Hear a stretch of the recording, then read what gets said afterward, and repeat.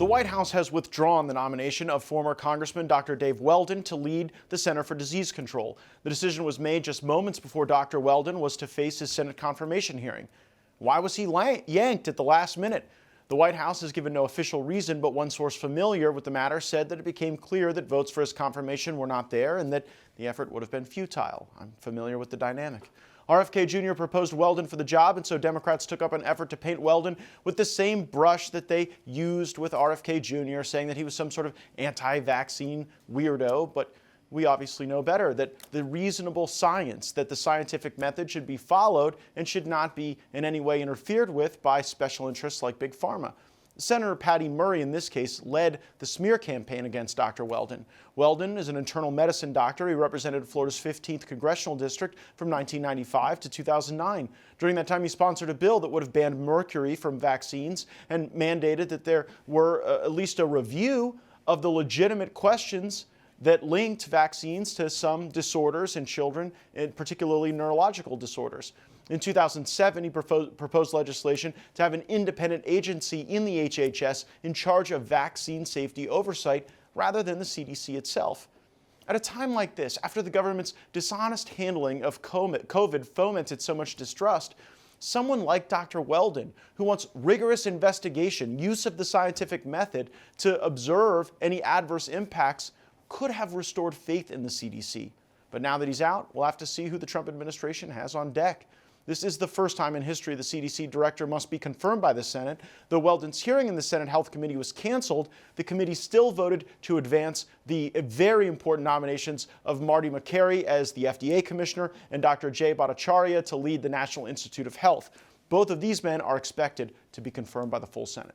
Joining us now to react to the White House pulling the nomination of Dr. David Weldon to lead the CDC is the Chief Scientific Officer for the Wellness Company, our good friend Dr. Peter McCullough. Dr. McCullough, what are you hearing about this decision at the CDC, and how do you think it'll affect public health?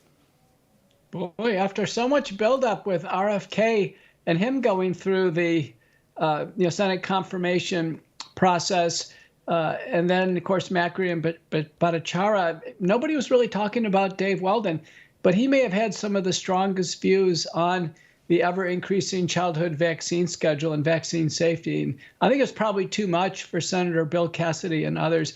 Cassidy is essentially has lost his mind over the religion of vaccines. Yeah. I believe the scientific method should be followed, even when it tells us things that we might not want to hear. Do you have confidence that we will be able to get a CDC director who shares a vision for adherence to the scientific method?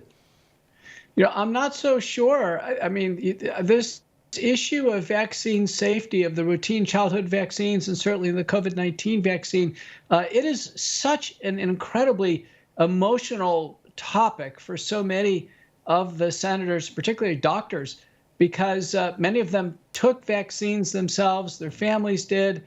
They view like they've gotten through it, but if others are injured or damaged, they really don't want to show any interest or compassion now. And, it's interesting, under Cassidy's watch, for instance, our government agencies were funding transgender research in mice and the most ridiculous research studies I've ever heard. But Cassidy doesn't want to spend another dime on investigating autism. Tell that to some young parents with autistic kids. What does a transgendered mouse look like?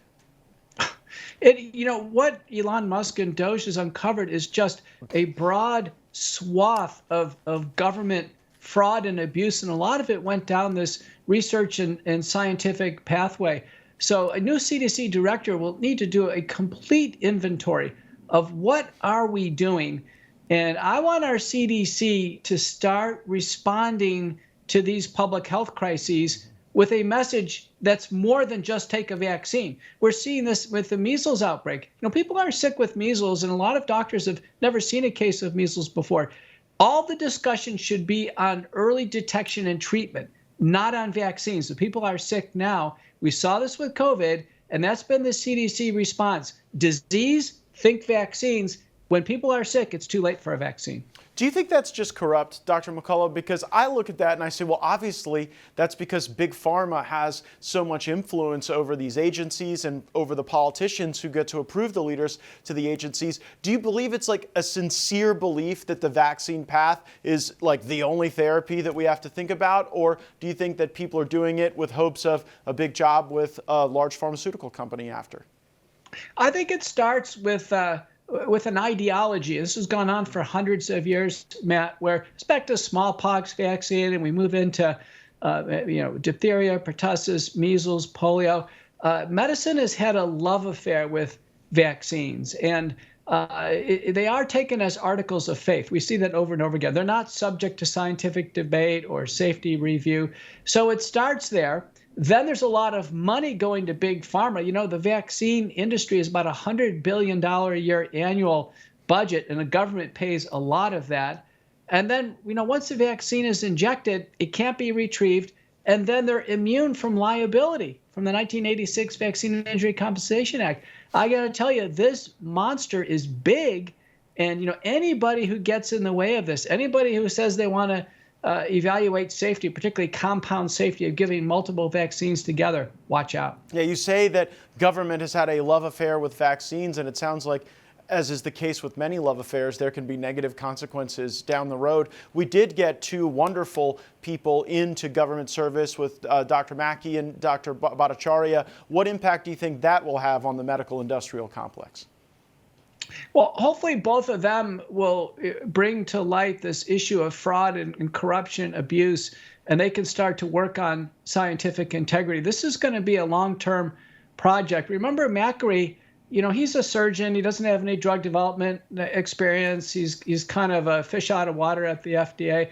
Bhattacharya is not a basic scientist. He's not someone who has a program project grants with the NIH. So both of them kind of being out of role, what these agencies are used to, I think can be disruptive forces, at least bringing back some integrity to these agencies. We've talked about what the Senate needs to do in terms of confirming people with these specific credentials you've mentioned, but is there a role for Congress that you see in this divided dynamic we have where actual legislation could be passed to implement the Make America Healthy Again agenda, or is that all going to have to work through executive action?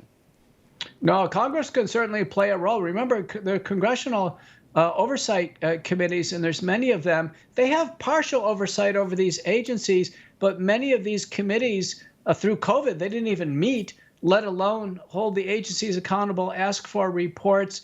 We've had two important House reports, one on the COVID Select Committee, which you're well aware of, Brad Wenstrup, and then Kathy McMorris in the state of Washington chaired the Department of Energy report that went to that committee on the public health response to COVID-19. Both of those are valuable reports, and it goes to show you when there is congressional oversight, things can come to light. Dr. Peter McCullough, thank you so much for your perspective. Chief Scientist at the Wellness Company. We appreciate you being on the program. Thank you.